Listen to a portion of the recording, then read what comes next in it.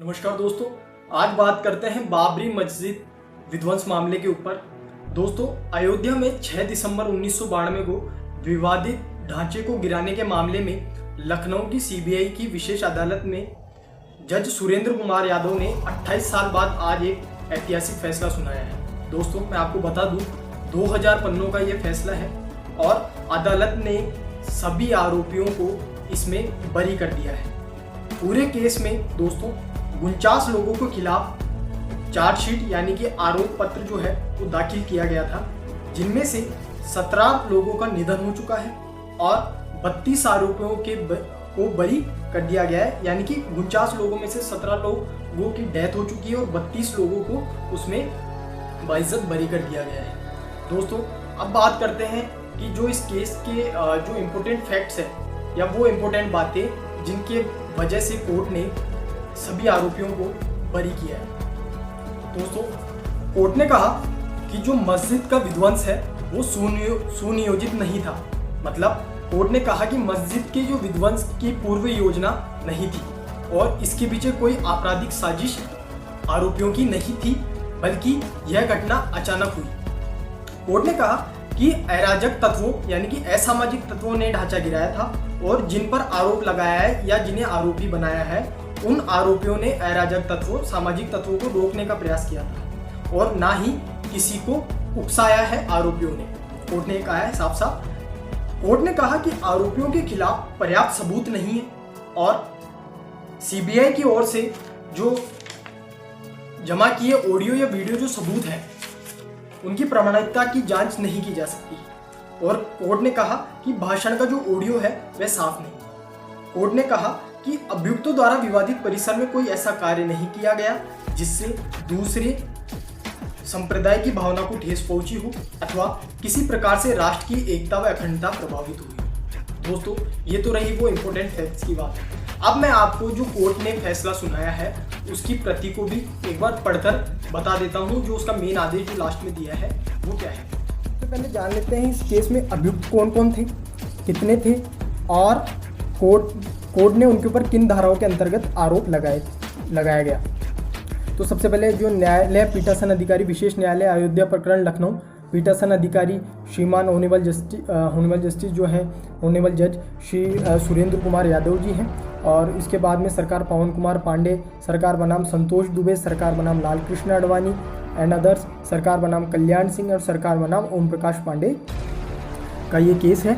और इसके बाद में जो निर्णय है वो पूरा 2300 पन्ने इसमें बता रहा है, तो पढ़ पाना पॉसिबल नहीं होगा दोस्तों।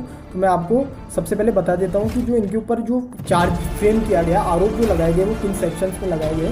तो सबसे पहले दिनांक 27/8/1993 अंडर सेक्शन 147, 149, 120 बी, 114 सहपठित धारा 153 153 बी, 505, 295, 295 ए, 395, 332, 338, 201 व 505 सबसेक्शन ए सबसेक्शन बी आईपीसी के मामले में प्रेषित आरोप पत्र के आधार पर अभियुक्तगण 1 पवन कुमार पांडे, 2 ब्रजभूषण सिंह, जय भगवान गोयल, 4 महाराज स्वामी साक्षी, 5 विनोद कुमार वत्स जो कि मृतक मतलब अब उनकी डेथ हो चुकी है, रामचंद्र खत्री, 7 सुधीर कक्कर, 8 अमरनाथ गोयल, 9 संतोष दुबे, 10 प्रकाश शर्मा, 11 जयभान सिंह पवैया, 12 धर्मेंद्र सिंह गुर्जर, 13 रामनारायण दास, 14 रामजी गुप्ता, 15 लल्लू सिंह, 16 ओम प्रकाश पांडे, 17 लक्ष्मी नारायण दास महात्यागी जिनकी भी डेथ हो चुकी है, 18 विनय कुमार राय, 19 कमलेश त्रिपाठी उर्फ सती दुबे, 20 गांधी यादव, 21 हरगोविंद सिंह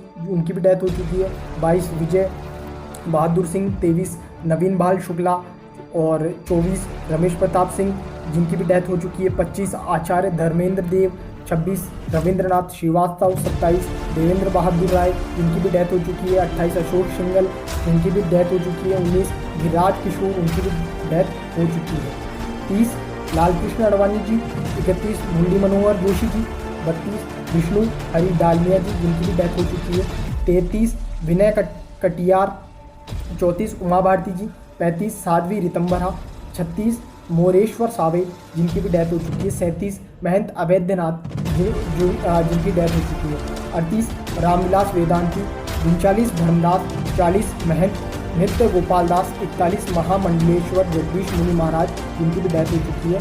42 वैकुंठ लाल शर्मा, जिनकी भी डेथ हो चुकी है।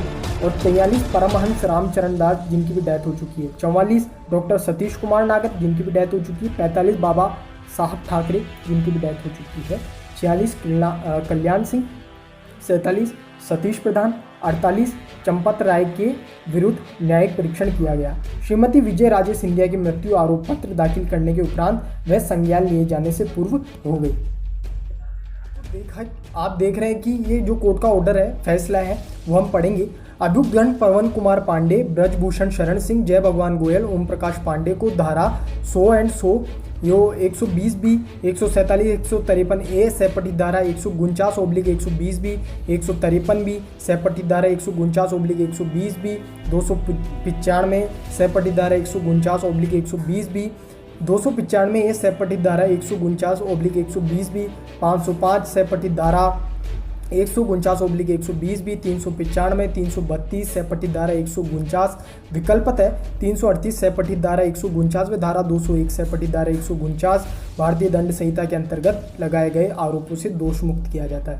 इसी प्रकार दोस्तों, अभियुक्तगण रामचंद्र खत्री, सुधीर कक्कड़, अमरनाथ गोयल, संतोष दुबे, श्री प्रकाश शर्मा, जयभान सिंह पवैया, धर्मेंद्र सिंह गुज्जर, विनय कुमार राय, लल्लू सिंह, रामजी गुप्ता, कमेश त्रिपाठी, गांधी यादव, हरगोविंद सिंह, विजय बहादुर सिंह, नवीन भाई शुक्ला व आचार्य धर्मेंद्र देव को धारा, जो भी ये धाराएं दी हुई है, उसके अंतर्गत भारतीय दंड संहिता के आरोपों से दोषमुक्त किया जाता है। वैसे ही अभियुक्त महाराज स्वामी साक्षी को धारा, ये जो सब दी गई है 100 एंड 100 भारतीय दंड संहिता के अंतर्गत लगाए गए आरोपों से दोषमुक्त किया जाता है। अभियुक्त कल्याण सिंह को धारा 100 एंड 100 के अंतर्गत भारतीय दंड संहिता के अंतर्गत लगाए गए आरोपों से दोषमुक्त किया जाता है। अभियुक्तगण लाल कृष्ण आडवाणी, डॉक्टर मुरली मनोहर जोशी, विनय कटियार, उमा भारती व साध्वी रितंबरा को धारा 100 एंड 100 के अंतर्गत भारतीय दंड संहिता के आरोपों से दोषमुक्त किया जाता है। अभियुक्तगण सतीश प्रधान, चंपत राय बंसल, महंत नृत्य गोपाल दास व धर्मदास को 100 एंड 100 धाराओं आईपीसी के तहत अंतर्गत लगाए गए आरोपों से दोषमुक्त किया जाता है। अभियुक्त रविंद्रनाथ श्रीवास्तव को 100 एंड 100 भारतीय दंड संहिता के अंतर्गत लगाए गए आरोपों से दोषमुक्त किया जाता है। और मैं आपको ये बता दूं, अभियुक्तगण जमानत पर हैं, उनके जमानत पत्र व बंद पत्र निरस्त किए जाते हैं और प्रतिभूगण को दायित्व मुक्त किया जाता है। दोस्तों, ये जो फैसला है वो